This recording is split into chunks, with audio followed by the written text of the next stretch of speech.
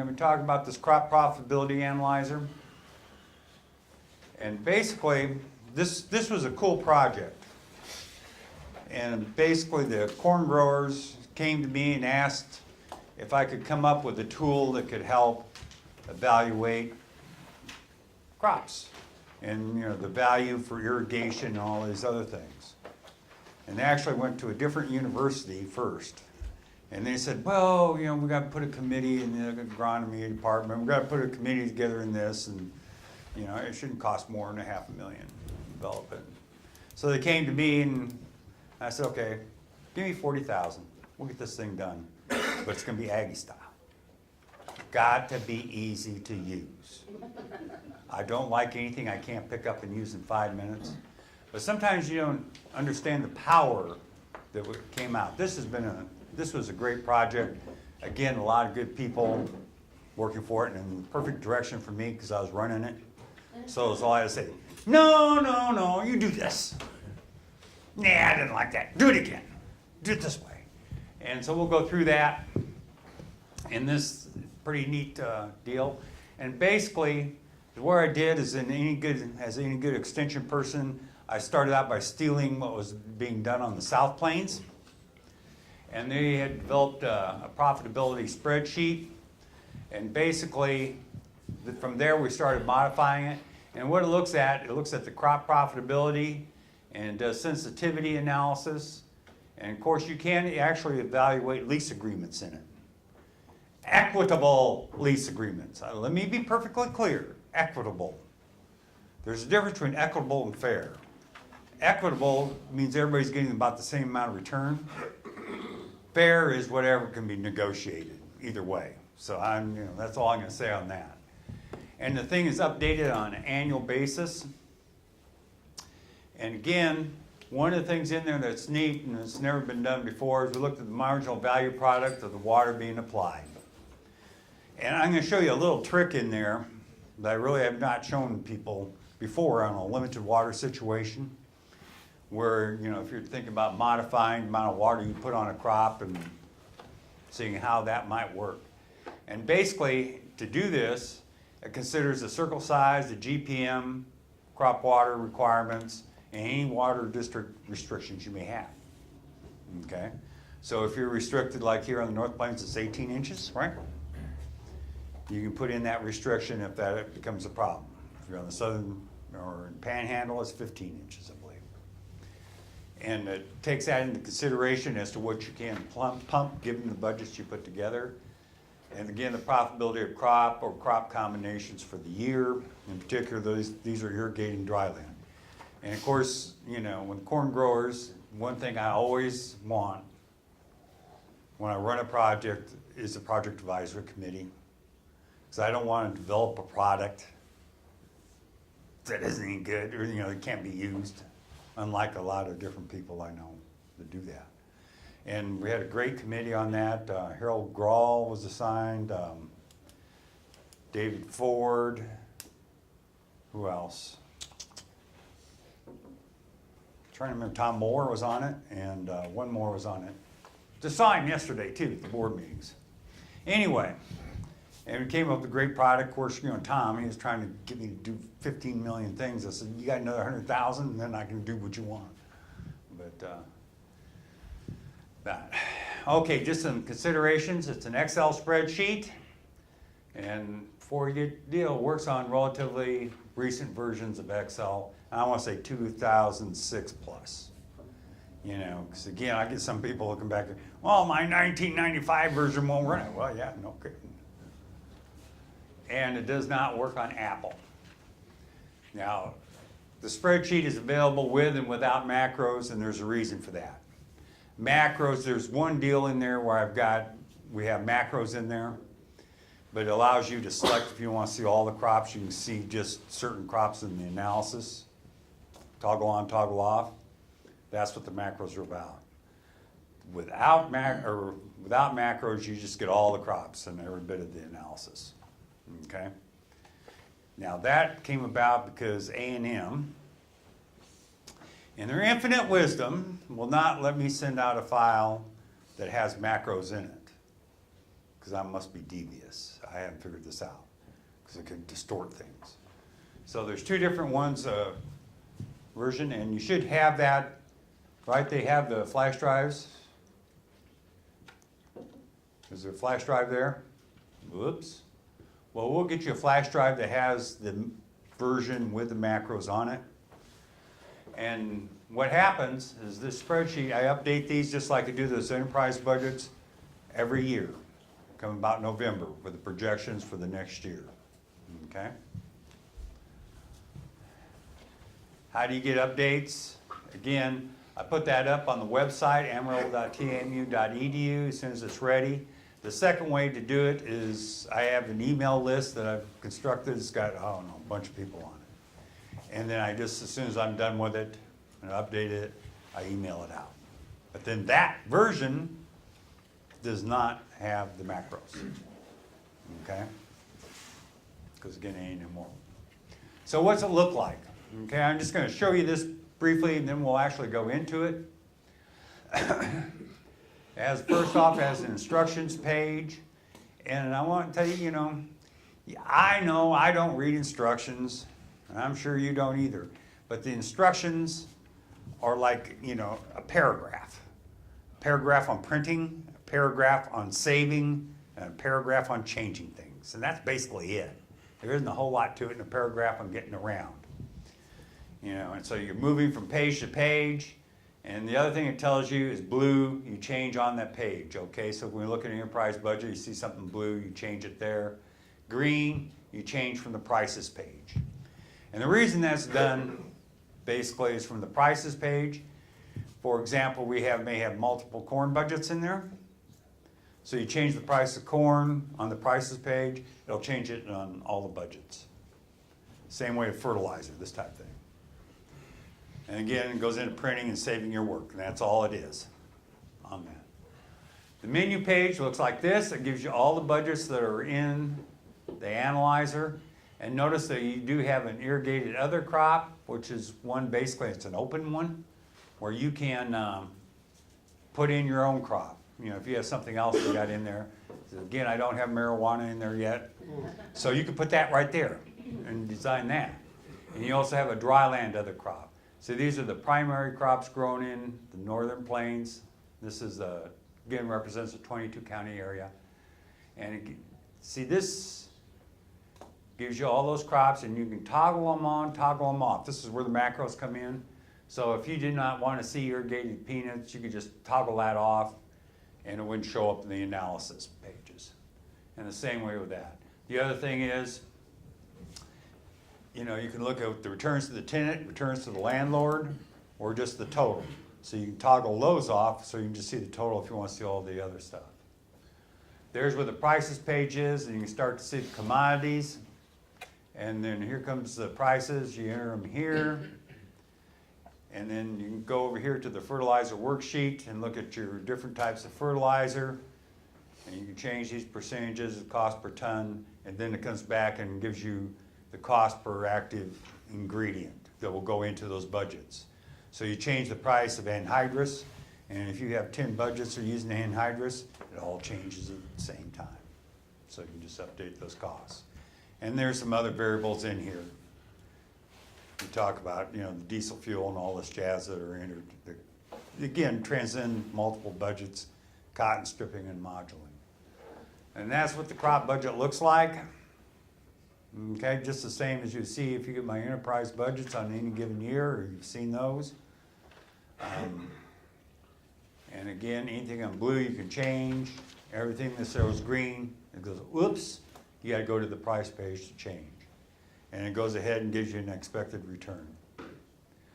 Then it comes to the analysis section, and for each one of these, I just showed you 5, because obviously for each crop it gives you an idea from the yield from the budget. In this case on corn, this was a modified one. We had 250 was the yield, break even to cover variable cost. Total was 287. The break even to cover variable cost, cover total cost was then estimated at 379. Now again, this is a little bit of a modification based on a group experiment, so it's not quite the same. but you want to change the yield, you know, again, I'll show you how to do that. And then it kind of gives you what the tenant would get and the landlord would get based on this. If you come back here, notice that you can affect, and I should have mentioned that, on the landlord share. Okay, this is a third, 2/3, and they're sharing this. So you can sit there and modify it to whatever it fits your, floats your boat, okay, as to what it is. And then go ahead and calculate that, and I'll show you the tenant and landlord. Most of the time I'll take that off, but I'll show you real quick on that. The next section is just a comparative analysis, and again, I limited this just to 5 crops so I could get it on the screen. And it gives you all the crops that you have specified. It gives you the estimate of the total revenue, given the budgets, given their agreements, what it'd be tenant, landlord, total cost, returns over total cost, and then the prices that were used, so you can see what were used in the budget, and the break-even yield to cover that total cost that would be necessary based on the budget. So it's a pretty slick section. This is the irrigation section. And basically, here's where you can go in and sit there and say, okay, I've got 500 GPM for this circle. I'm irrigating 120. You can change the minimum planting size because, you know, obviously it's a computer. It's going to give you that you have enough water to plant, let's say, 87 acres or whatever. Well, duh, you're not going to plant 87 acres. You're going to plant half a circle or 2/3 of a circle. So you can do that, change that. And then you can go ahead and so you change that to a quarter circle, half circle, and also allowed acres per gross acre, and this comes back into that 18, because you got to remember it's not figured, when the water districts figure this, it's based on total acres, not wet acres, okay, that apply to that deal. And what were those gross acres? So on this quarter section, pit was 120, and the gross acres that the water's figured off was 160. Now, those are the budgets. Again, I restricted this, and it gives you kind of a normal range of the GPM. This crop GPM per acre is actually related to your budget. So whatever acre inches you were putting in, and then given these restrictions to the well, to the pivot of 500 GPM, basically be putting about 6 GPM on per acre, but you'd only, because of the water you're using and the water available, you'd only be able to irrigate 83 acres. But you would under cotton, where you're down here at 2.5, given the water being used in the budget. As you change the water in the budget, that'll change these figures, okay? And then, is what it does, okay, it gives you the best combination, return over variable cost for irrigated land. Shows you in this case, irrigated cotton would have been the best at 42,600 for that circle, return over variable cost. And then it gives it to you graphically, returns over variable cost per acre inch of water applied. In this situation, that's what it looked like. And there's a second graph in there where in the case of corn, okay, you could not irrigate all of it. So it says, okay, here are your total returns based on first the irrigated crop, and then if you went ahead and used, in this case, dryland cotton, you bump your returns up here for the other, 40 acres or whatever it is. And with dryland sorghum, your returns would bump over here. And that's all done graphically. Okay? So, now we will actually, hopefully, take a look at this.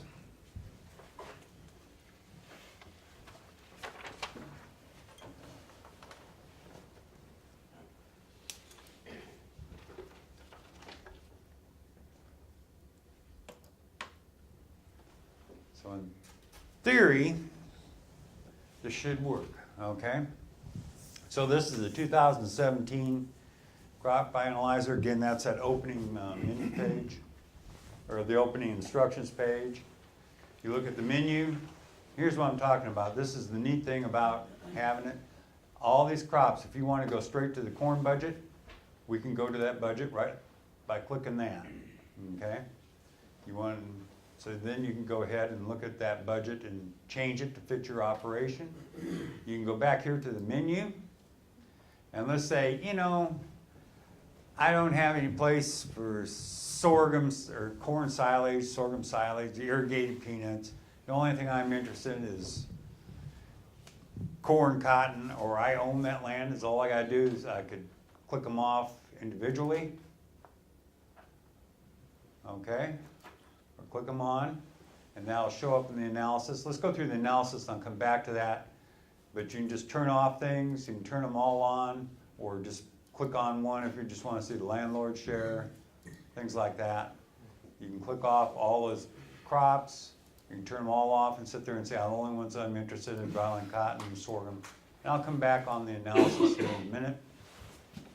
Let's go ahead, and again, this is based on crops. So if we looked at the prices, this is what I was using back in November. And actually pretty darn close here on the corn, 380. And if I had to pick it at this time, I had 65-cent cotton, which is about where we're at by the time you adjust for basis. Do keep in mind, for you folks that are growing cotton for the first time, keep in mind that middle of April is usually one of the better times to price cotton. If you look at the seasonality of that, it tends to fall off, especially if we plant 10 million acres of it, or 20 million acres of it. And so all those prices, so if you wanted to change a price and change that corn, say, oh, I can get $4, and then it'll move all the way through the budgets. And then those are the, again, just like I was showing you. So does your list price include the seed? No, the seed price is also there. Where's the cotton seed? Right there. Oh, okay. Yeah, yeah. But again, projecting out almost a year on some of these things. So obviously they're changing. This is why you just don't take these budgets, because they're not necessarily, they're not gonna fit your operation, Russell. You can sit there and then take it and jack it, and you start to think how well this is gonna be, is that you may wanna be able to show this to your lender if things work right. If not, you just kinda hide it. Just tell them you don't know anything about it.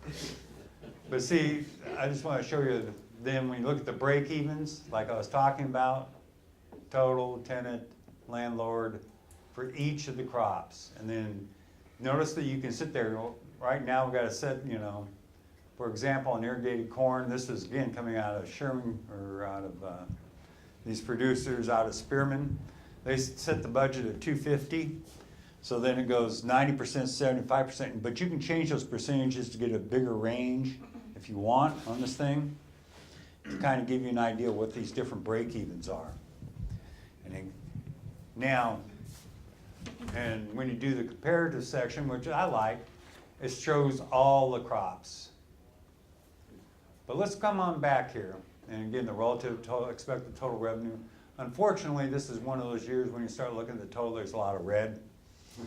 You know, not necessarily great in this case, but let's just say, give you an example, the crops I'm interested in are irrigated corn, irrigated cotton. And on a dryland basis, I want dryland cotton, dryland sorghum. And I'm not really interested in seeing this tenant landlord thing at this point. I can just click those off. So when I go to this comparative section, those are the only crops that show. So you don't have to have all that noise, or like I call it. The budgets are still there. Okay? And the break-even analysis then is just for those 4 crops. On that. Notice that you simplified a lot of things by not having that tenant landlord. I'm going to bounce back to this irrigated corn budget. And I'm going to go this way to get to it. I can go to it. You can always go to these budgets down here, or you can come back to the menu and go that way on this thing. Okay, so if we wanted to change it, you can see then, given that we're splitting the crop a third, 2/3, sharing corn seed, the fertilizer, chemicals, We don't have the crop consultant shared at this point.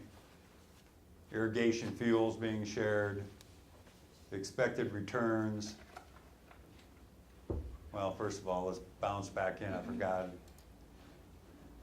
I'm gonna turn on the tenants and stuff and come back to irrigated corn.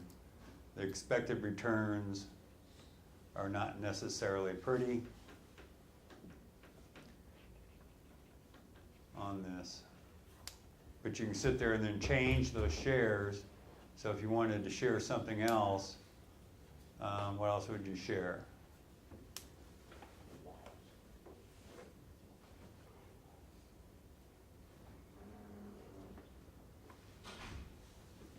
Where's harvest? We got harvest being shared. I don't even see harvest.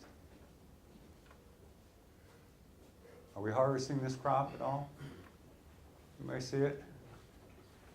Custom harvest and haul right Custom harvest and all where? there. Right there. Yeah, we're already sharing that. Okay. Again, we're coming out there with a negative return. Which is, the idea is on an equitable lease agreement, you're making the same or losing the same. In this case, the tenant's losing a little less than the landlord on that thing. And everything's valued in there. Again, you're putting a value in for the land. I got it at 120, where the irrigation equipment, okay, the fixed cost in the irrigation equipment, who owns that? You know, this may be, in this case, the tenant owns it. And this may be more of a 50-50 type thing. And if we put in 50 on that, you can watch those shares change down. What Okay. is the land cost? The land cost is, you gotta value everybody's contribution. So the land cost is, in this case, where you have a landlord and a tenant. Is what we do is to keep it simple, because you could go in and put in the land taxes and payments, things like that. Is if you went out in the open market, what could you lease it for? And that's basically everything below the ground, in the water. Not owning the pivot, none of that stuff, because all that stuff's up there for negotiation. Okay? So how do you get over the landlords? Because I was messing with that the other day. How do you get it I over? see the 120s and the tenants column right there, and how do you get it over the landlords column? Which one? Yeah, just change that to 100% Okay. on the land, which is, that's just sitting at. Put it at 0, it'll go to landlord. Yep, 0 will go to tenant, landlord share. You put 0 in here, it's gonna go to the tenant, which then really effectively, tenant owns it. You've got it in the tenant. Yeah, that's what I'm saying, it's in the wrong column, that's why I couldn't figure out how to get that done the other day, so just put in the landlord, in the tenants column, it should be the landlords. Yeah, It'll be 0. that'll be 0. I'm gonna have to check into that. We may have Put a it at budget 0 and program. go to the landlord then? That'd be a good question, because it shouldn't. I'll do it right now. You got a little error there or something. Yep.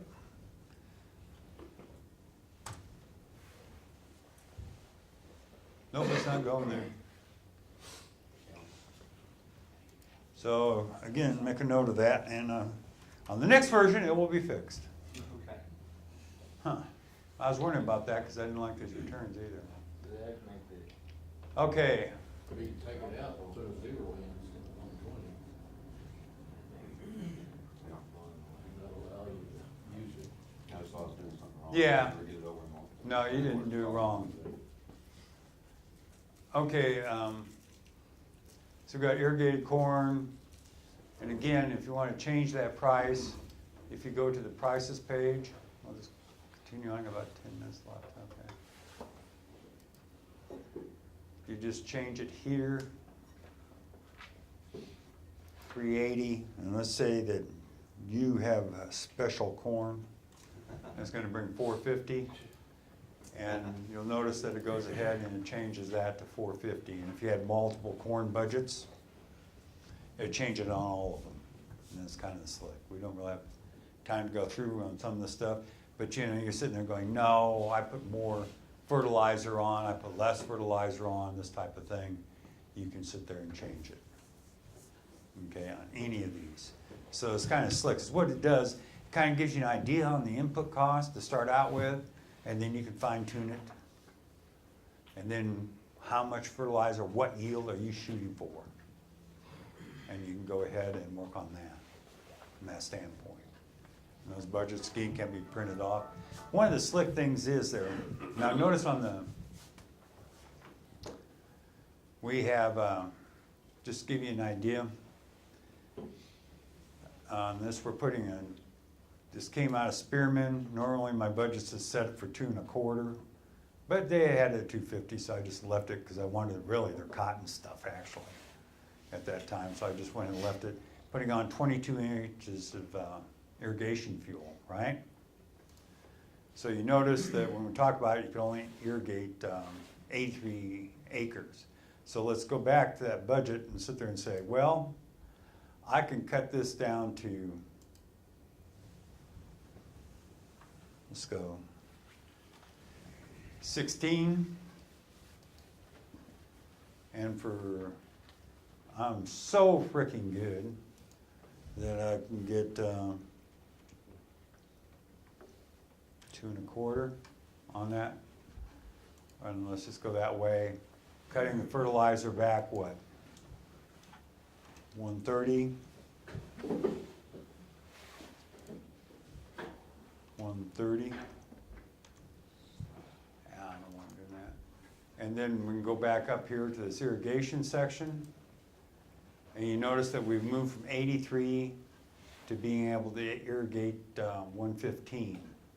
And you look at returns over variable cost now is up to 41,808. So this is what I'm saying, let's think about it. That, okay, I normally put on 26 inches, well, you know, I'm not gonna be able to irrigate probably half a circle. But I expect 250, let's say. Well, now I can go in there and say, okay, what happens if I cut that back to 16 and now my yield is 200? And then it'll tell you what change in acreage you can actually do given that. And then what this return over variable cost will be for that irrigated land. So it kind of gives you another way, and then this is just something I was looking at. You kind of follow what I'm saying?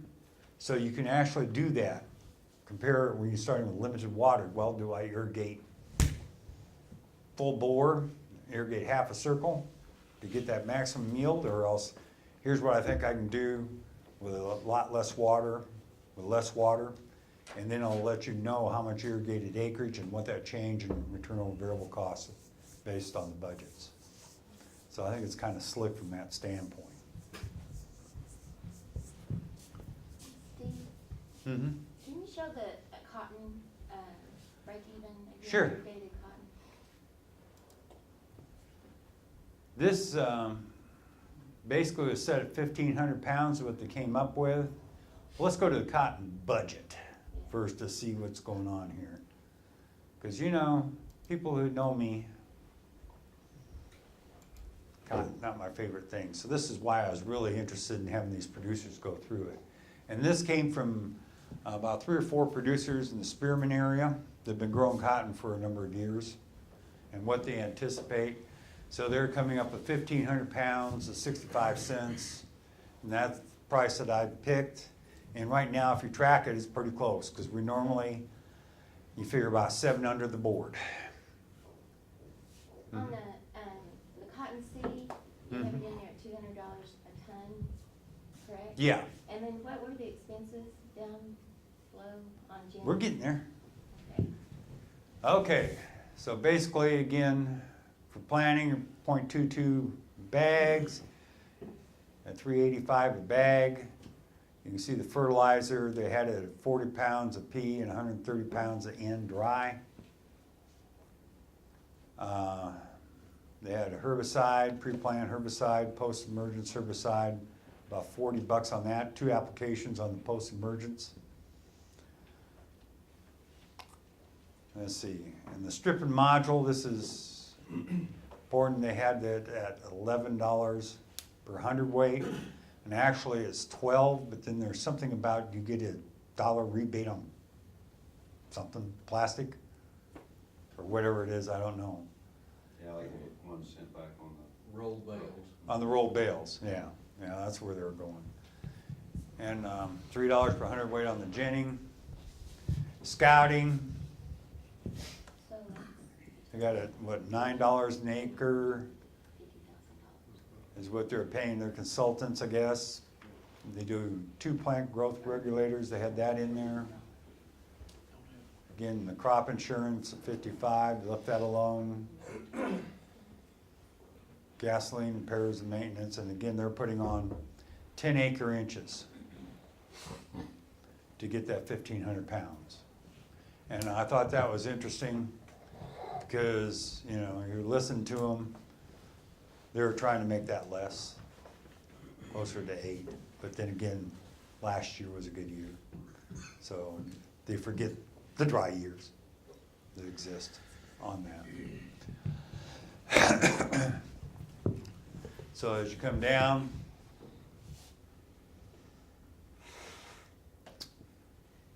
getting the land at, have that at $72 an acre.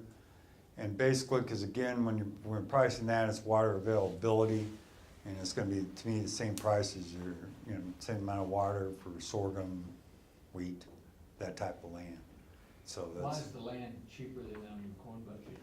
because, it's based on capabilities. And, theory being is that it's like good water versus moderate water. Okay? Moderate water, because you cannot theoretically irrigate corn for that, or alfalfa. You have a limited water availability and there are limited water use, and that's why it's down there. Versus the corn, which is up at 125, somewhere around there. Because you can theoretically pump that much water. So that's why there's a difference. If you go to farm managers and rural appraisers, you'll see the difference between the 2 classes of land on rental rates and, well, land values. Now, if you have the capability of irrigating a full circle of corn, maybe you better be sticking in the 125, even though you're not using it all, because that's what you have to pay for it. So, you know, again, that's what I'm saying, you gotta adjust it to your situation. The budgets, the rental values are adjusted to the amount of water available. You know, the fact that you're using 10 inches, that's your moderate level. What do they call that? Not moderate. Good water, fair water. That's your fair water price. Good water is up there, if you can pump a 125. Make sense? That's why it's valued that way. But if you're having to pay 125, well, yeah, stick it in there. Be fair about it, even though you're not gonna be using it. Okay, Paul, any questions about that? As you can see, you can use this for a lot of different things. And it really does, you know, because you can go ahead and take these budgets and then say, no, Steve's not right for my situation. I need to adjust this, I need to adjust that. Do it, and I'll give you that comparative analysis. I'll give you the break-even analysis. In addition to, you know, looking at the overall profitability of the crop. That's what it's for. KISS. Keep it simple and stupid. And that's what this spreadsheet thing is. Can you summarize it to an enterprise level for several farms? No. So it's, No, and when you think about it, yeah. No, that was another Tom Moore question. I'm not gonna do that. Jesus, that could get really complicated, because then you'd have to have a separate set of budgets for each farm, and it'd really get unwieldy on that thing. But you can get it basically for the one farm, and then create a separate spreadsheet, just do it again for this next farm. Then print them off and look at them, I don't know. I guess you could copy them through. Okay, with that, and bring this to an end.